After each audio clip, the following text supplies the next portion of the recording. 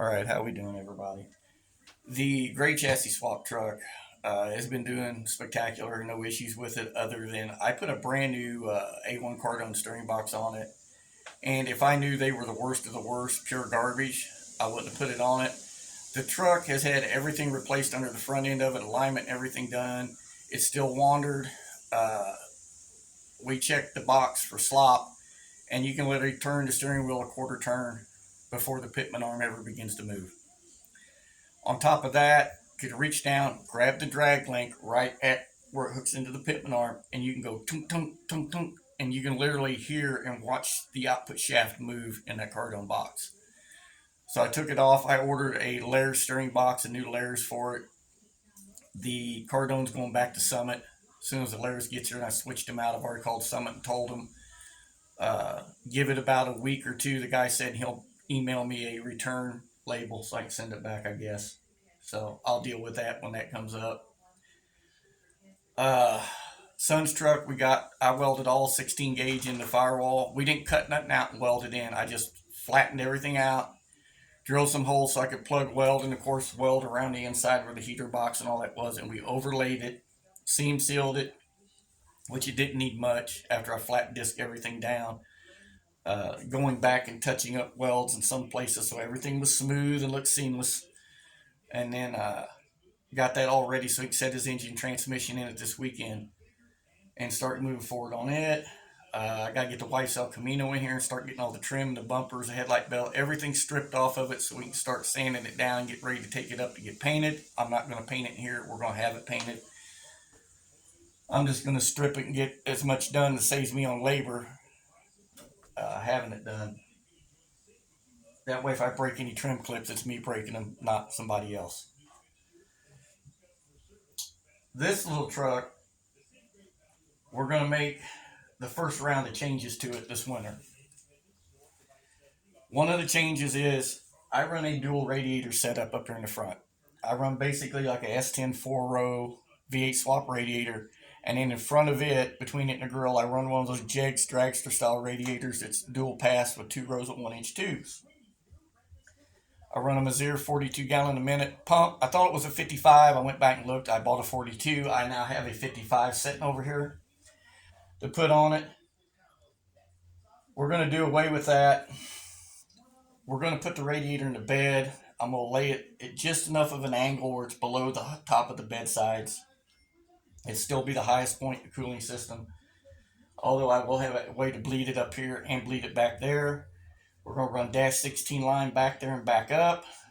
I've done this on a mud truck / street truck, and it was fine. I never had no issues with the pump or the cooling setup or nothing on it. And I'm going to run the exact same radiator I had in this truck originally, except it's going to be a dual pass radiator from Champion. It's a 17 by 28 core. I believe it's a 3-row dual pass. The one I had in here before was a 4-row 17 by 28. The part number for the original one was a Champion MC, I believe. 369 was the number. The new one is a 369 DP dual pass. It's like for a 70, 72 Chevy truck. So it's currently my YSL Camino with 2 14-inch spals. I'm going to put this one in the bed, and either we're going to put 2 14-inch spow fans on it or 2 12-inch high output pullers, whichever one's the most CFM. I believe the 12s are like 3,600. The 14s are like 4,000 or just above it, right around 4,000 CFM. So, but one of those 2 fans will go on it. I can buy the 2 12s in a shroud all ready to go for $300. The 14s are about $170 a piece, and then a shroud's about, I think, like $60 to $80. So, but I already ordered a radiator. We already ordered a new steering box for the other truck. But what we're doing is I'm moving the turbos up into the grill. One, radiator's gone. That's weight gone. It's about 20 pounds of radiator plus coolant off the front of the truck. And I'm guessing that because the new radiator weighs 19 pounds, between the S10 swap radiator and that dragster style radiator, I'm guessing they're probably somewhere between 20 and 22 pounds plus whatever the coolant weight is in them. Probably a gallon and a half or so of coolant between the 2 radiators, the tanks and the tubes and everything. That's a little weight off the nose. I'll move the turbos forward. That puts more weight further out on the nose. That also gets the turbos away from the front tire. Where I had them angled over into the corner of the headlight and the core support, one, they couldn't get a lot of airflow to them. Two, the oil drains, it was either put them way up high, which I couldn't put a hood on it regardless, or if I put them down too low when I turned the tire would hit the bottom of the turbo. And that's what I'm trying to get away from. So I fabbed up a new alternator bracket, actually modified an ICT billet bracket so I could basically, instead of two bolts going in the head, one bolt goes in the head. There's a piece that comes down, it's a 1/2 inch thick aluminum, and lets me more or less take the bracket where the two bolts are at, take the top one out, pivot it, put a bolt clear through it with a nut, and rotate the alternator completely over till it's almost touching the top of the frame rail. Gets it real low and out of the way, and it shortens the belt up quite a bit. Now, what I run, the turbos I run were a VS Racing 7875 T4 125 AR. I was using these CX Racing cast stainless elbows, adapter elbows. And I liked them because instead of the wastegate port coming outside, it's kind of in the direct path of the exhaust, more or less. We're not going to use these anymore. I did cut these off, the stands off, so I can reuse them if I want to. I can always grind this down and weld a piece of stainless over it and call it done. You know, put a bung in it for down the road if I want to use it for something. Put them up on the shelf. Later day use. Anyhow, what I'm going to do is get a T4 to 3-inch V-band adapter. That way when I put my elbow or whatever on there, I can rotate the elbow. I'm not locked in this one position. I can rotate it. And then as far as elbows go, I don't buy particular bends. I will buy 90-degree short radius elbows, and say I need 245s, I just tape it off, split it in the middle, measure it out, split it in the middle, and I got 245s. If I want to change the angle, I can go to a 30-degree angle. I can cut it down to whatever I want, a 60-degree. I can make whatever I want out of a 90. So, and I actually bought these on Amazon. They were literally like $6 a piece. They're polished stainless, and they're like an 1/8 inch thick.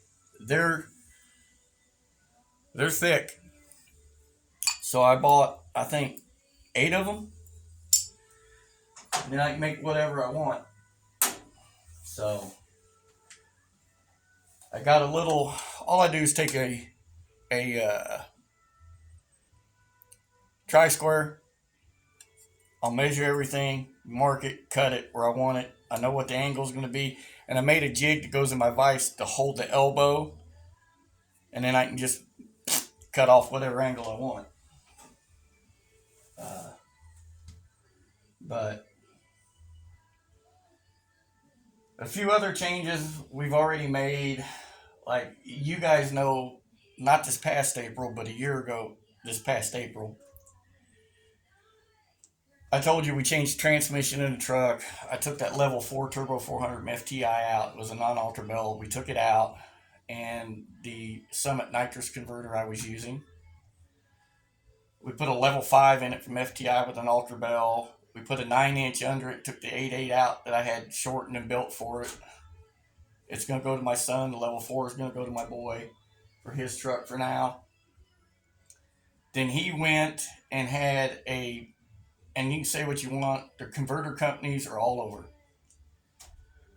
He had RevMax build me a 9.5-inch billet converter for the truck. He gave them all the information on the truck through an email. They asked the questions, he answered them, then they called him, he gave them more information. About 3.5, 4 weeks later, we had this converter. Before he tore it apart, I took the truck out and got into it, and the converter is like night and day compared to what I had in here. It works much better. Their claim to fame or notoriety is if they build you a 3,000, 35, 4,000, 4,500, wherever you want the stall at, that's where the converter will stall. So we did up the stall on this a little bit, and the truck is a completely different animal now. So I'm happy with that. You know, for what the truck is, I'm happy with it. My son and I put it together. Every one of my kids has touched this truck through the years, clear back when it was on a 4x4 setup with a two-wheel drive S10 chassis and full-size axles under it. It had a small block in it, and it had a big block in it. Uh, I wanted to build something that was low maintenance and would make good power, and I didn't have to run it on methanol. It's 509 inches. It's a GM's Bowtie Sportsman block. In case any of you want to know, when I say it's a GM Performance block, that's what it is. We had it drilled and all the machine work done to it. That's why my machine shop bill was like $35 plus $100. Uh, you can do a lot with those blocks. So, and I fell into the deal basically on the block, crank, and a set of rods. So, all brand new. Anyway, I wanted to show what you could do, and the truck makes really good power. It's no punk by any means. You know, it's just NA. It's just out of being pump gas friendly. Uh, it does have a hydraulic roller in it. It's a 680 lift. I think it's like 296, 308 or something like that. Duration on a 114 plus 4 load separation. It's got some high RPM hydraulic roller race lifters that have had no issues with. So, it's got good rockers on it, stud girdles, everything's studded, bottom end, heads. Hell, even the intake's got stainless studs in it with 3/8 nuts. Header's got studs in them with nuts because I have a 3/4 inch marine billet aluminum spacer between the header and the head. So I can run a tall valve cover because CX Racing Chevelle headers, if you look at their website, they show us a short valve cover. The only valve cover I know that you can run without running the spacer is that big slant top marine valve cover from Eddie Marine or Eddie Motorsports that's cut on the side real tall. But they wouldn't clear my stud girdles, so I couldn't run them. So I put that spacer in there. So far, I ain't had no issues with them. But people ask, how much power does it make? First of all, let me make this clear. I'm not trying to make 2,000 horsepower or anything like that. My goal was if I could make 900 or 1,000 at the crank, I'd have been happy. Okay? This is a hot rod. It's not a purpose-built race truck, although it can hold its own. The truck NA made 728 on motor. That was running it on VP MS 109, which is 104 octane oxygenated unleaded. So you figure 10 pounds, 15 pounds, 20 pounds of boost, just do the math and you figure out about what the truck makes.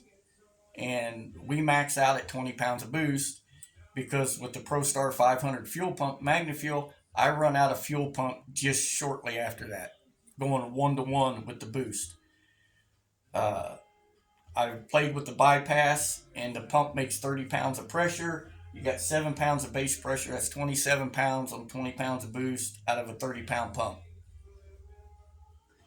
Plus, the fuel that we run in this is 108 Torco or 109 from Boostane, unleaded, which they claim is only good for about 25 pounds of boost. And to be honest, the truck on 20 pounds is a little beast. So,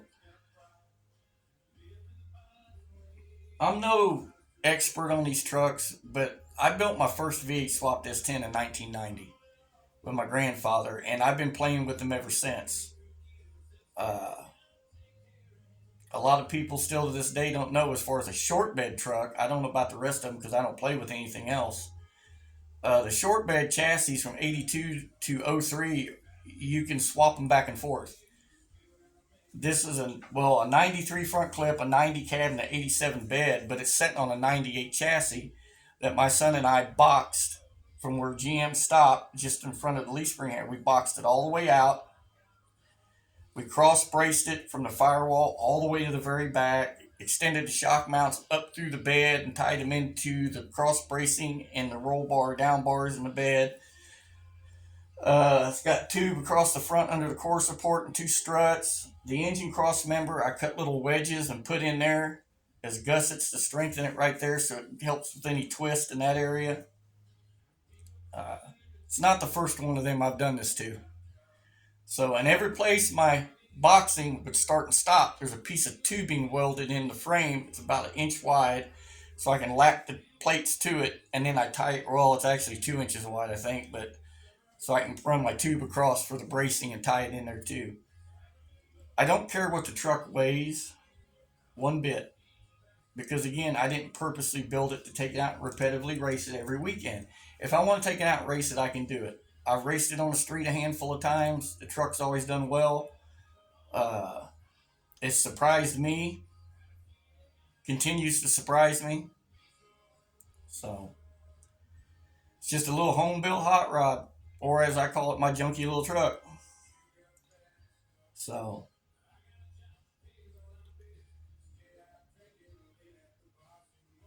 there's probably more money in the block cranking rods than there is in the transmission than there is in the whole truck.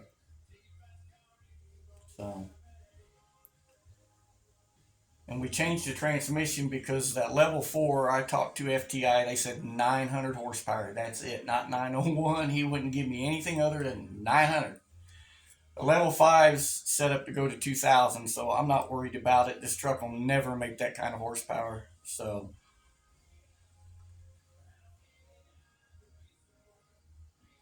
on 20 pounds, I'm probably pushing the limit of what's there anyway. So, but the Callie's crank's got ultra rods in it, JE pistons, total seal gapless rings. All the bearings are the best ones King makes. The hydraulic roller is a billet.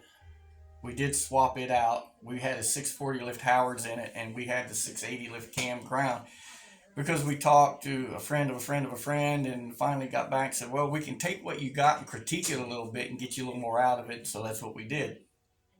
It wasn't as expensive as I thought it was going to be. So we went ahead and pulled the trigger on it, did it. And while painting that gray chassis swap truck last winter, my son and I pulled the radio and everything out and swapped the cam. So that's part of why the hood latch support's gone out of the core support. That way I can pull the cam out of the front of it and I ain't got to take the core support out of the truck. And as far as the truck goes, it's going to stay all S10. Steel fender, steel door, steel bed, factory core support. I'm not changing any of it. I do not want it to represent an S10. I want it to be an S10. And that's part of why I went ahead and went with this block, because it's still a GM block. In the beginning, we had an engine more or less built for it, and we ended up falling into this, so we robbed parts off of it to finish this one out, and the rest is history. And I ended up selling that short block to somebody else. Well, actually, the same guy that bought the old iron-headed big block that was in here. So he had a Chevelle he was working on. He bought it to be able to finish it out from a short block and put it in a Chevelle. So, which it was just a 4-bolt 454 block with an Eagle crank and comp star rods in it. So, some SRP pistons and so forth. But, and then I fucked up when we got pistons for this and I ordered them. I was looking across the line and my eyes straight, and I ended up getting a little bit more dome than what I wanted, which brought the compression up, because I was shooting for about 9.5, 9.6 to 1, and we ended up going a little bit beyond that. So, like I said, for what the truck is, I'm happy with it. I'm not out to set the world on fire. I'm not out to outrun anybody. I just want to have fun with it. I'll be 58 tomorrow, and I've got MS. I've been through the years of being competitive. Now it's about having fun. I want to get my son's truck done, go out, have fun with him, enjoy things. Well, I still got the days to do it. So, You know, building his truck and building this and that gray truck with my youngest son was like a dream come true. So my wife and I got married. I had a daughter the same age as the youngest boy. She had two boys. I inherited two awesome sons. She got an awesome daughter, and we've been together ever since. And the kids were extremely little, very first years of going to school, grade school, and we haven't looked back since. So she's a gearhead like me. That's why I bought her a '69 SS El Camino for anniversary gift. But another thing I got to do is get my glass guy out here and get a windshield put in this truck because I dropped a wrench on it and cracked it. And now the crack's all the way to the top. Plus, it's original windshield. It's sand pitted and shit anyway, so it needs a new windshield put in it. I'll go ahead and pull that one out, or get him to come out and pull it out. That way I can get in there, swap my dash out. I got a mint dash out of it, like a 85 or 86 S10. It's got the round gauges. I want to put in it, redo the gauge panel. I've got one of those, the race pack street dash and all the sending units that I've been thinking about putting in here, but I don't know if I can run two water temperature gauges and two oil pressure gauges. See, I run water temp on each bank, and I run oil pressure to front and back of the block, and I don't know if that dash will let me do that. I'll have to look at it. If I don't like it, I'll give it to the boy. If he don't like it, sell it to somebody or whatever. Maybe I'll put it in a gray truck and take all the autometer gauges out of it. So, because I robbed the autometer gauges that were going to go in this to replace the quick car gauges I got in here. I put them in the gray truck, some of them. So, and another thing I've got to get done is finish the cage in this truck. I need to put the halo, the front down bars, and the driver containment around it, just to feel safe. So,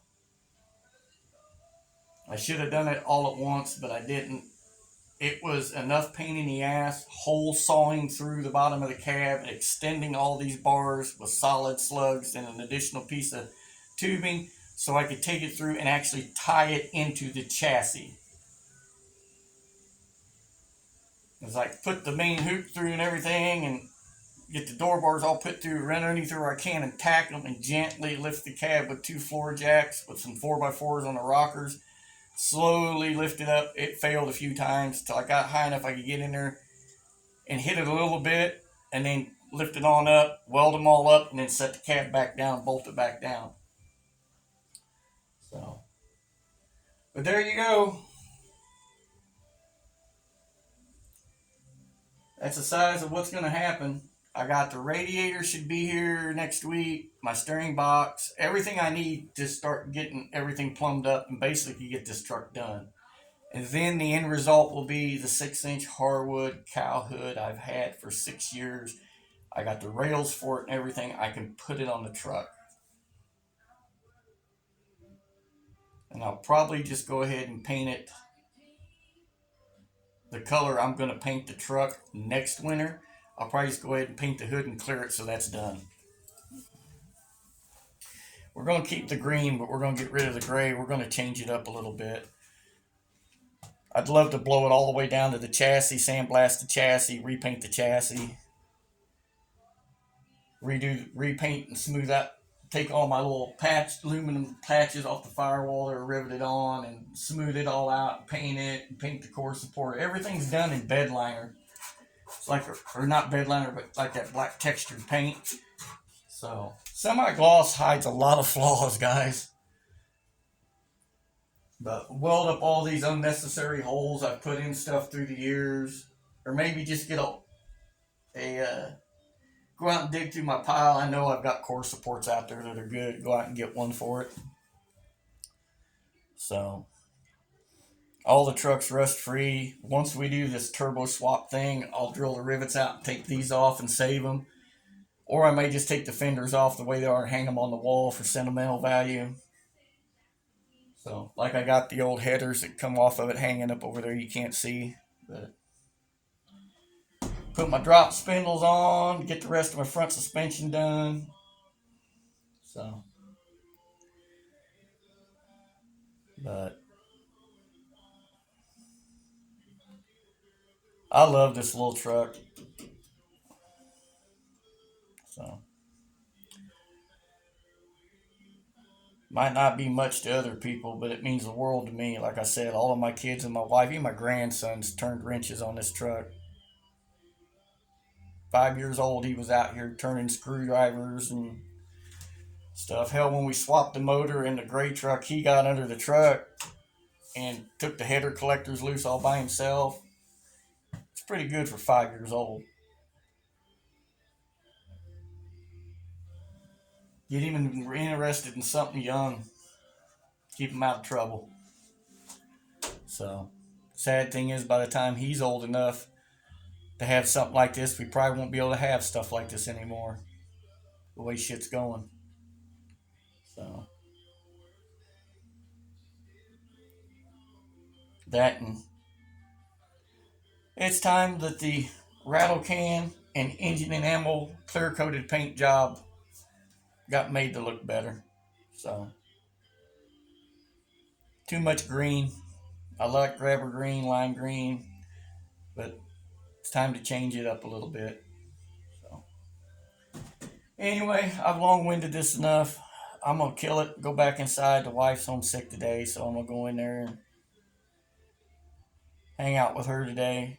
So, till we get out here and do something, I can set my phone or something up and record it, guys. I keep saying that, and every time I try to do it, I get shit on my phone. It goes 20 minutes and cuts off or whatever. So, budget operation here. So, till something more interesting for showing you. Everybody, stay safe above all. God bless all of you. Until something else later.